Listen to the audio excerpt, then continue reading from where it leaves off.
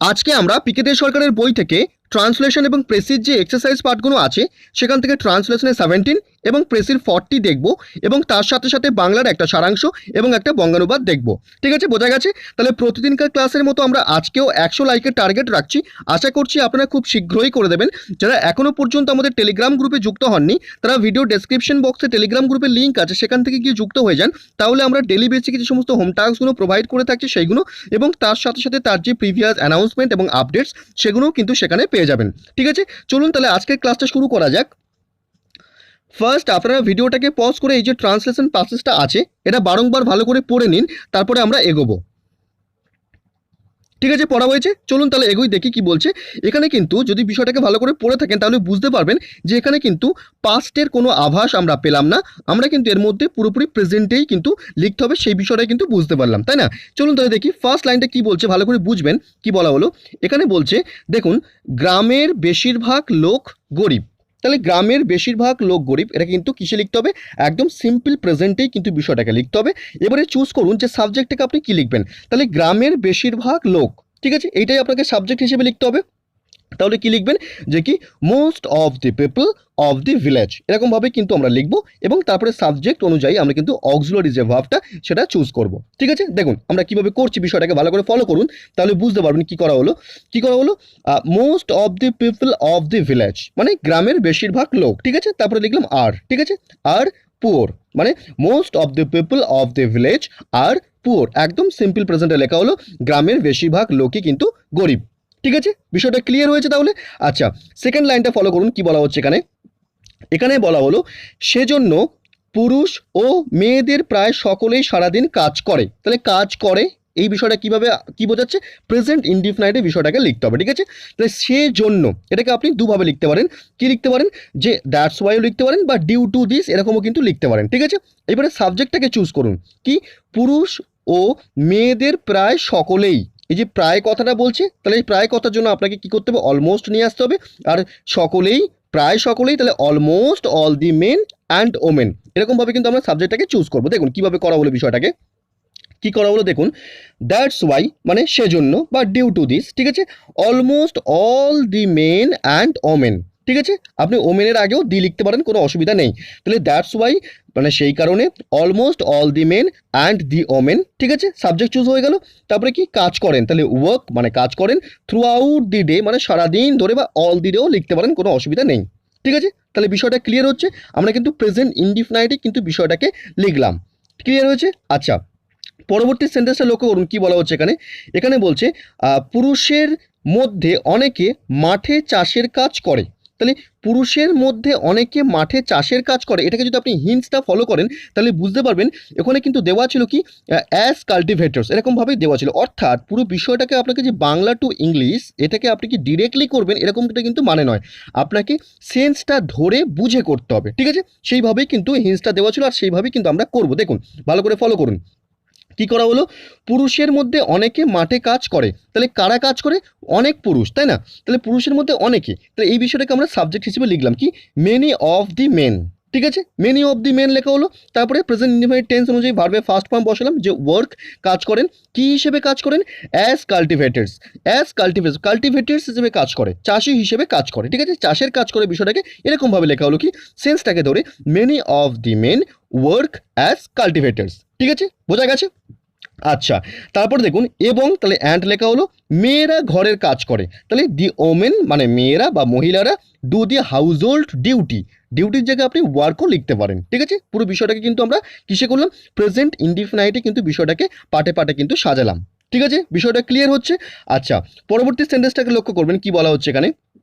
এখানে বলা হলো কতক লোক অন্যের বাড়িতে কাজ করে, তাহলে কতক লোক মানে কিন্তু বেশি লোকের কথা বলা হচ্ছে না, কতক লোক মানে কিন্তু কিছু লোকের কথা বলা হচ্ছে। ঠিক আছে, তাহলে সাম পিপল এরকমভাবে আমরা লিখবো। ঠিক আছে, অন্যের বাড়িতে কাজ করে, দেখুন কিভাবে বিষয়টাকে করলাম। কি করলাম? সাবজেক্টটাকে সাম পিপল লেখা হলো। ঠিক আছে, ওয়ার্ক মানে কাজ করেন, এই পিপল যে ব্যাপারটা এটা কিন্তু মানে পিপল এই সিঙ্গুলারটাও পিপল হয়ে থাকে, প্লুরালটাও পিপল হয়ে থাকে, এখানে কিন্তু প্লুরাল হিসেবেই ইউজ হয়েছে। ঠিক আছে, যদি এখানে সিঙ্গুলার হিসেবে ইউজ হতো তাহলে প্রেজেন্ট ইনডিফিনাইটের নিয়ম অনুযায়ী থার্ড পার্সন সিঙ্গুলার হওয়ার জন্য তখন কিন্তু আমরা ওয়ার্কস লিখতাম। ঠিক আছে, যেহেতু এটা প্লুরাল তাই কিন্তু আমরা ওয়ার্ক করলাম, ঠিক আছে, ক্লিয়ার হয়েছে। তাহলে সাম পিপল মানে কতক লোক বা কিছু লোক ওয়ার্ক কাজ করেন, কোথায় কাজ করেন, ইন আদার্স হাউসেস মানে অন্যের বাড়িতে, ঠিক আছে, বিষয়টা ক্লিয়ার হয়েছে তাহলে।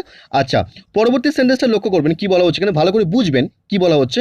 এখানে বলা হলো চাষিরা সকালবেলা গরু মহিষ লাঙল প্রভৃতি লইয়া মাঠে যায়, তাহলে মাঠে যায়, ডেলি যায়, এরকম ব্যাপার, তাহলে প্রেজেন্ট ইনডিফিনিট বিষয়টাকে লিখতে হবে, ঠিক আছে।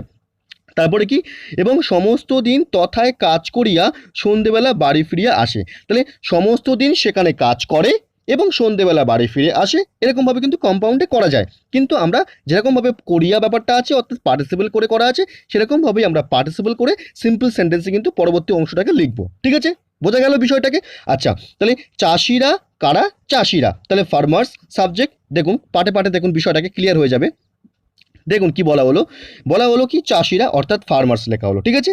আচ্ছা, মাঠে যায়, যায় তাহলে গো লেখা হলো, কোথায় যায়, মাঠে, তাহলে টু দি ফিল্ডস লিখলাম, ঠিক আছে। তাহলে farmers go to the fields মানে চাষিরা মাঠে যায় কখন, ইন দি মর্নিং সকালবেলা, কিসের সাথে, along with cows buffaloes plough etc মানে গরু মহিষ লাঙল প্রভৃতি নিয়ে মাঠে যায়, ঠিক আছে, এই পর্যন্ত ক্লিয়ার হয়েছে।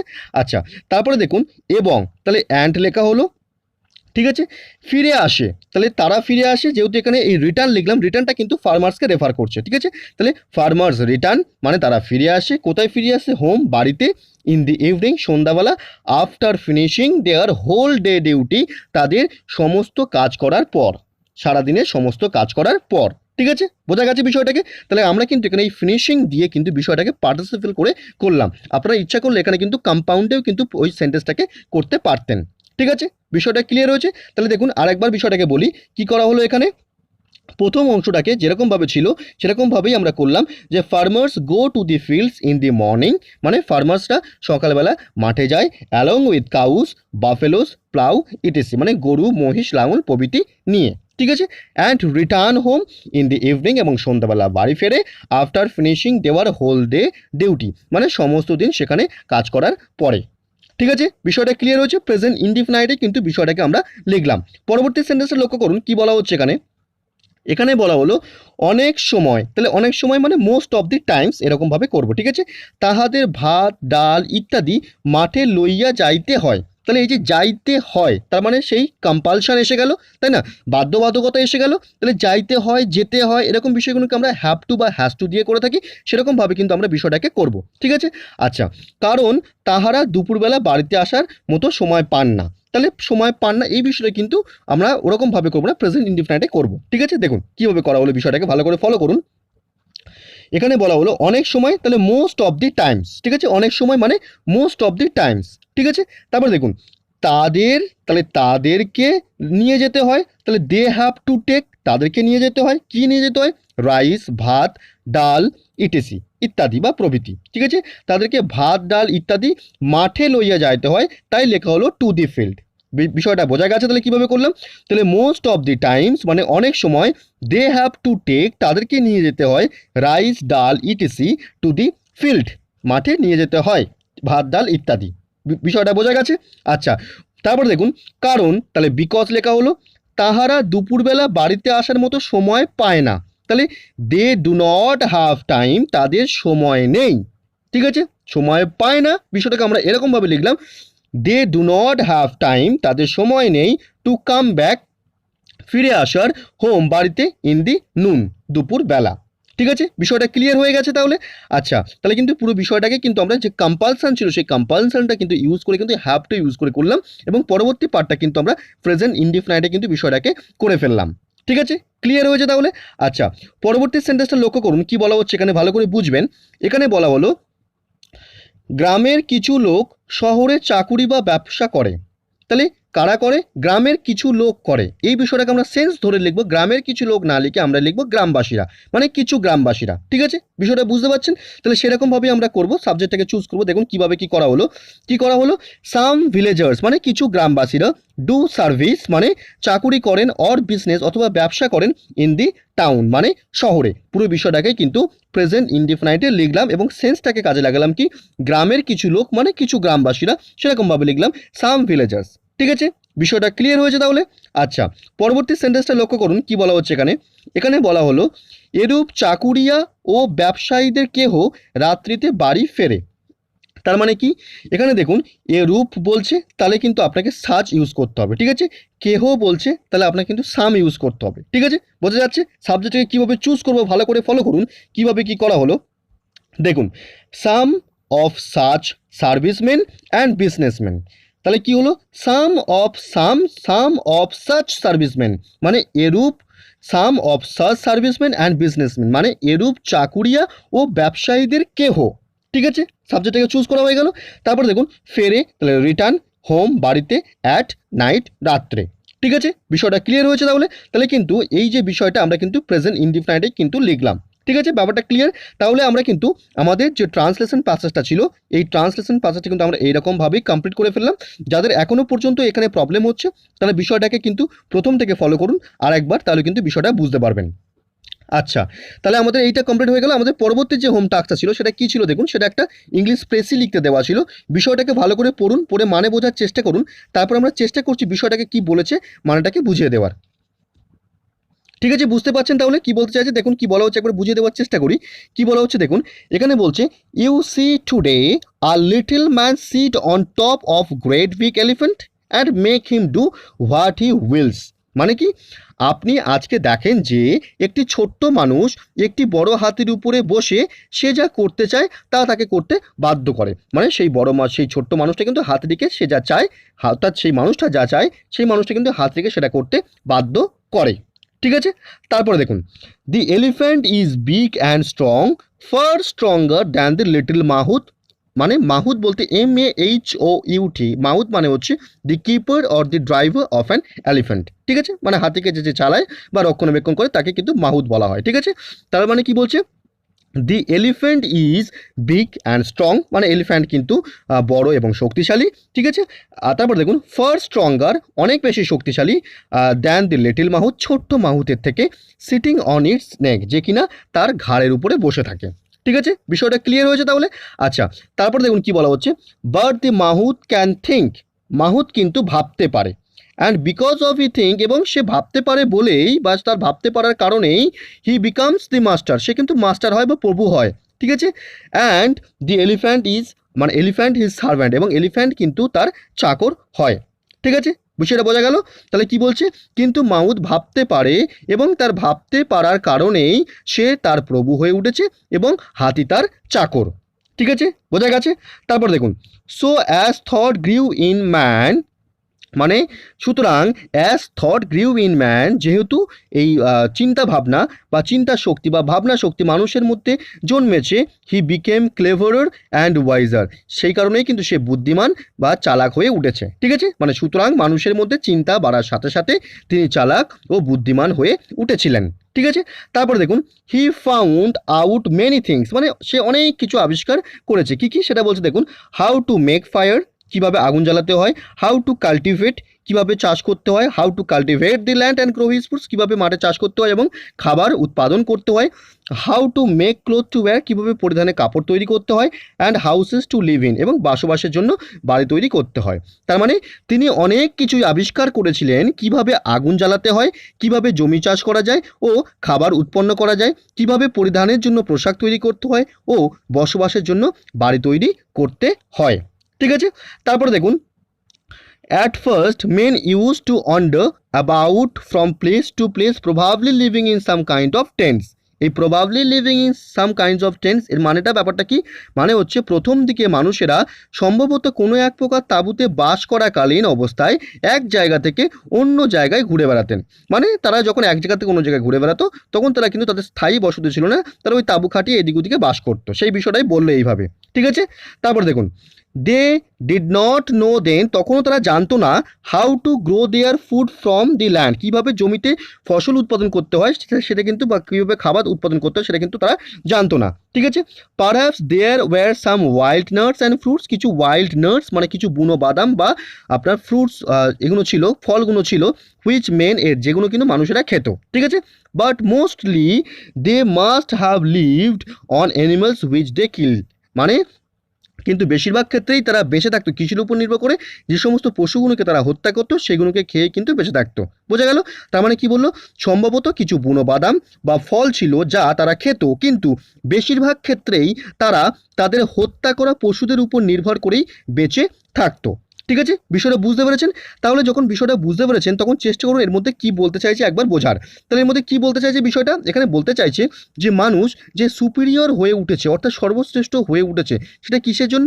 সেটা তার চিন্তা শক্তি বা ভাবনা শক্তি অনেকটা প্রখর, সেই কারণেই কিন্তু সে সুপিরিয়র বা সর্বশ্রেষ্ঠ হয়ে উঠেছে অন্যান্য প্রাণী বা জন্তুদের তুলনায়। ঠিক আছে, যদি আপনি এখানে পুরো প্যাসেজটাকে ভালো করে পড়ে থাকেন তাহলে বুঝতে পারবেন এখানে বলতে চেয়েছে যে অতীতে অর্থাৎ এনসিয়েন্ট যে টাইম, সেই সময় কিন্তু মানুষ ওয়ান্ডারিং যে লাইফ অর্থাৎ ভবঘুরে যে লাইফ, সেই লাইফেই কিন্তু মানুষ জীবনযাপন করতো।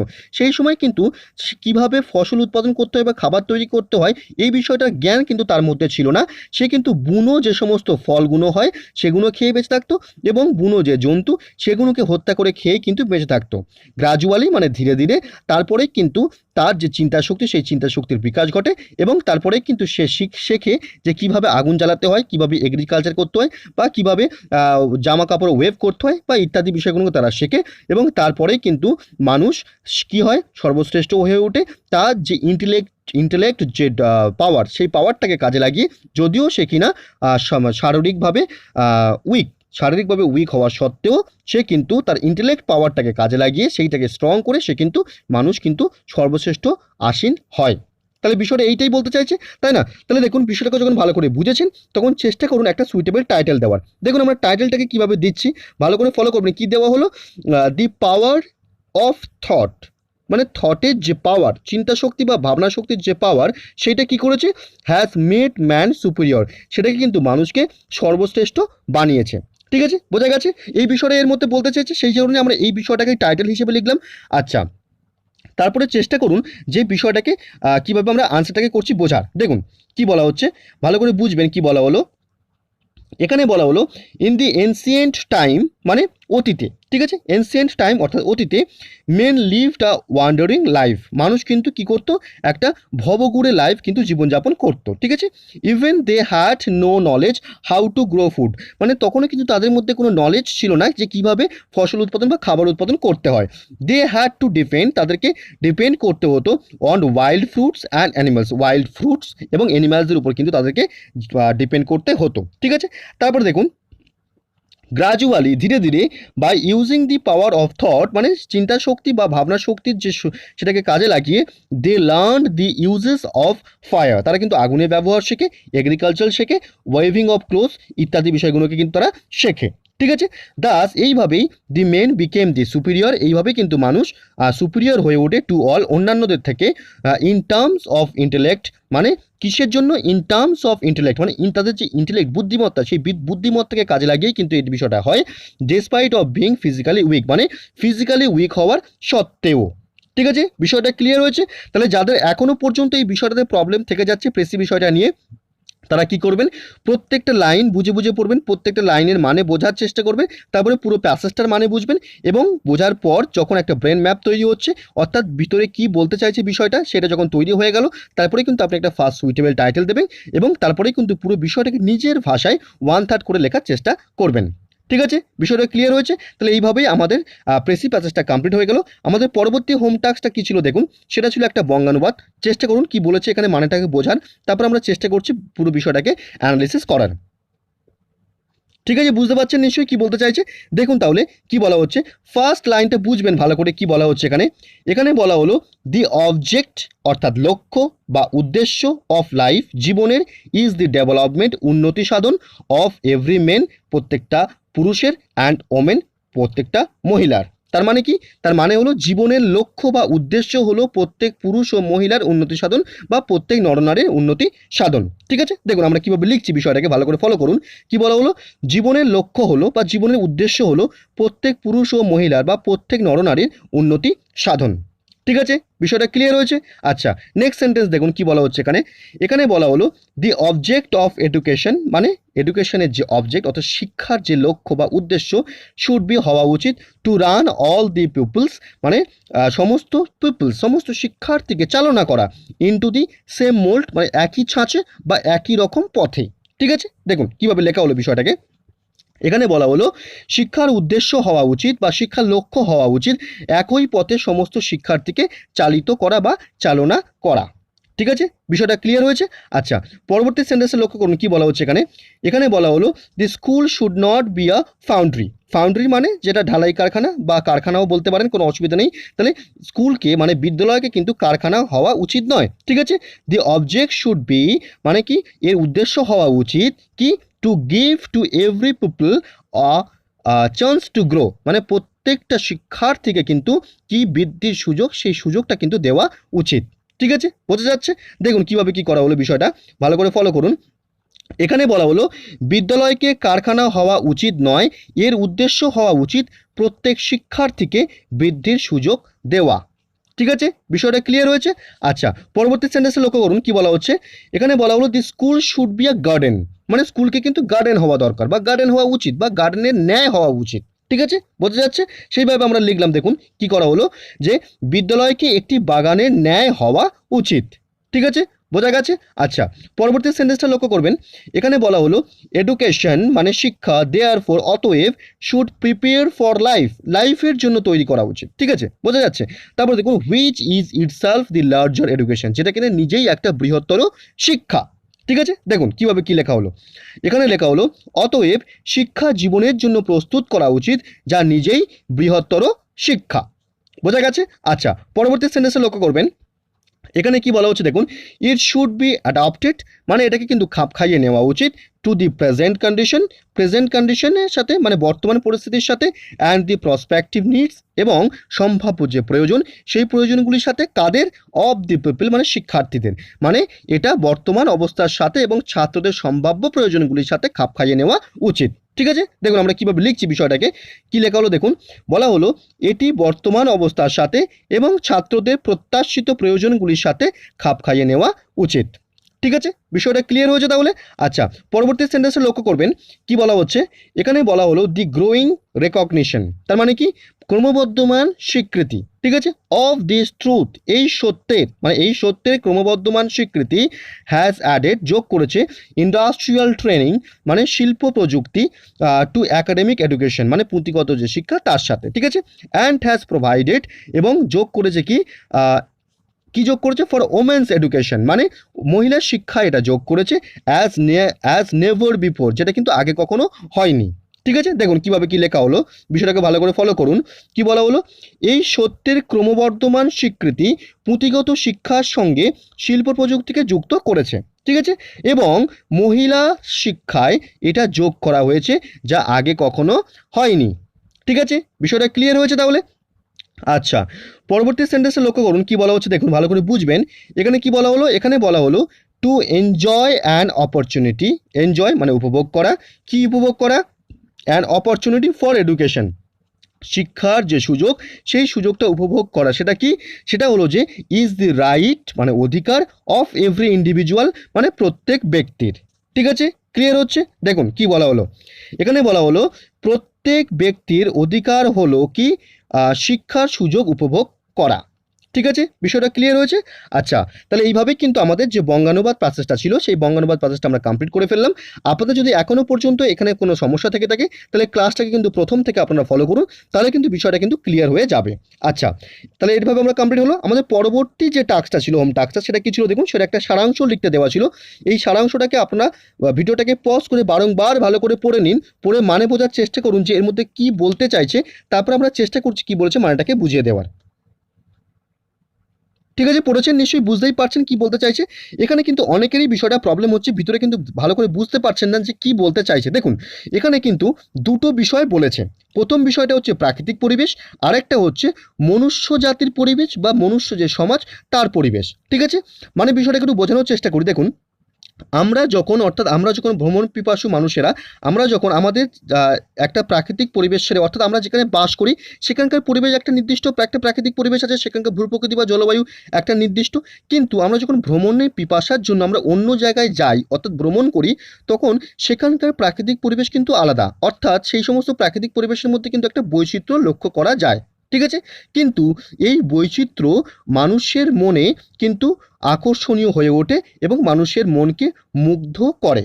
ঠিক আছে, বোঝা গেল? তাহলে কি বললাম, এখানে বলা হলো প্রথম বিষয়টা প্রাকৃতিক পরিবেশ থেকে নিয়ে কি ভ্রমণ পিপাসু মানুষ সে যে জায়গায় থাকে সেখানকার প্রাকৃতিক পরিবেশ অর্থাৎ সেখানকার ভূপ্রকৃতি বা জলবায়ু একটা নির্দিষ্ট, কিন্তু সে যখন ভ্রমণের জন্য অন্য জায়গায় যায় সেখানে গিয়ে কিন্তু সে সেখানকার প্রাকৃতিক পরিবেশ অর্থাৎ সেখানকার ভূপ্রকৃতি বা আবহাওয়ার মধ্যে কিন্তু একটা বৈচিত্র্য লক্ষ্য করে এবং সেই বৈচিত্র্য কিন্তু তার মধ্যে অর্থাৎ মানুষের মধ্যে কিন্তু একটা আকর্ষণীয় হয়ে ওঠে এবং সে কিন্তু মুগ্ধ হয়। ঠিক আছে, কিন্তু যদি আমরা মনুষ্য জাতিকে ধরি, মনুষ্য সমাজকে ধরি, তাহলে তখন কি সে যখন ঘুরতে গেল একটা জায়গায় সেখানকার প্রাকৃতিক পরিবেশ দেখে সে মুগ্ধ হলো, কিন্তু সেই প্রাকৃতিক পরিবেশে যে সমস্ত মানুষ বা যে সমস্ত সম্প্রদায় সেখানে বাস করছে তাদের মধ্যে যে বৈচিত্র্য সে লক্ষ্য করছে, সেই বৈচিত্র্য যখন সে লক্ষ্য করছে, সেই লক্ষ্য করার পর তার মধ্যে কিন্তু একটা বিদ্বেষের আবির্ভাব ঘটছে, তার মনে কিন্তু তখন কোনো আপনার মুগ্ধ হওয়ার ব্যাপারটা কিন্তু হচ্ছে না।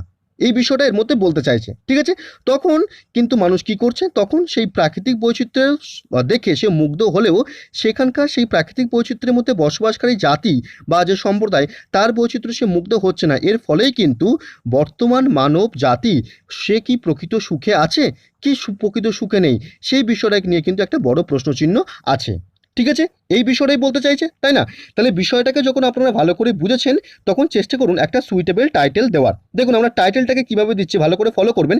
কি টাইটেল দেওয়া হলো, টাইটেলটা এমনভাবে দিলাম কি প্রাকৃতিক বৈচিত্র্য আকর্ষণীয়। ঠিক আছে, তবে মানব বৈচিত্র্য প্রশ্নবিদ্ধ। তাহলে প্রাকৃতিক বৈচিত্র্য আকর্ষণীয় কেন বললাম, কারণ বিষয়টাকে যখন ভালো করে বুঝেছেন তখন আরেকবার রিকল করার চেষ্টা করুন যে কি প্রাকৃতিক বৈচিত্র্য আকর্ষণীয় তার মানে কি মানুষ যখন ভ্রমণ পিপাসু মানুষ যখন এক জায়গা থেকে অন্য জায়গায় যাচ্ছে তখন সেখানকার যে প্রাকৃতিক পরিবেশ অর্থাৎ সেখানকার যে ভূপ্রকৃতি বা জলবায়ুগত যে বৈচিত্র্য সেই বৈচিত্র্যটা কিন্তু তার মধ্যে আকর্ষণীয় হচ্ছে, সে কিন্তু মুগ্ধ হচ্ছে, তাই আমরা লিখলাম যে কি প্রাকৃতিক বৈচিত্র্য আকর্ষণীয়। ঠিক আছে, তবে মানব বৈচিত্র্য প্রশ্নবিদ্ধ তার মানে সেই প্রাকৃতিক যে বৈচিত্র্য সেই প্রাকৃতিক বৈচিত্র্য যে সমস্ত মানুষ বা সম্প্রদায় বসবাস করছে তাদের মধ্যে কিন্তু যে বৈচিত্র্য দেখা যাচ্ছে সেটা কিন্তু আমাদের মনে কিন্তু কি করছে, কোনো মুগ্ধ হওয়া যে ব্যাপারটা বা আকর্ষণীয় হওয়াটা কিন্তু আসছে না, ফলে সেই বিষয়টাই কিন্তু প্রশ্নবিদ্ধ হয়ে আছে। ঠিক আছে, সেইভাবেই কিন্তু আমরা টাইটেলটাকে দিলাম। ঠিক আছে, বোঝা যাচ্ছে? তাহলে টাইটেল যখন আপনি লিখবেন টাইটেলটাকে কিন্তু অবশ্যই সুইটেবল হওয়া প্রয়োজন। টাইটেল যদি সুইটেবল না হয় অর্থাৎ টাইটেল পড়ে যদি বোঝা না যায় যে আপনি ভিতরে কি লিখতে চলেছেন, অর্থাৎ টাইটেলটা পড়েই কিন্তু বুঝতে হবে যে আপনি ভিতরে কি লিখতে চলেছেন সেটাও সুইটেবল। অর্থাৎ টাইটেলটা যদি সুইটেবল হয় তাহলে কিন্তু আপনি ভিতরে কি লিখতে চলেছেন সেই সম্পর্কে কিন্তু একটা আলাদা আভাস অগ্রিম পাওয়া যায়। তাহলে টাইটেলটা আপনি ফার্স্ট সুইটেবল দিলেন। আচ্ছা, তারপরে দেখুন আমরা আনসারটাকে কিভাবে লিখছি ভালো করে ফলো করুন। কি বলা হচ্ছে প্রত্যেকটা লাইন বোঝার চেষ্টা করবেন। দেখুন কি বলা হচ্ছে এখানে বলা হলো ভ্রমণ পিপাসু মানুষ যখন নতুন কোনো জায়গায় ভ্রমণ করতে যায় তখন সেখানকার প্রাকৃতিক বৈচিত্র্যে মানুষের মন মুগ্ধ হয়। ঠিক আছে, মানে সেখানকার প্রাকৃতিক বৈচিত্র্যে সে কিন্তু মুগ্ধ হলো, কিন্তু এই বৈচিত্র্যই যখন অন্য কোনো জাতি বা সম্প্রদায়ের উপর দেখা যায়, বোঝা যাচ্ছে, তখন মানুষের মনে বিদ্বেষের আবির্ভাব ঘটে। ঠিক আছে, বোঝা গেল?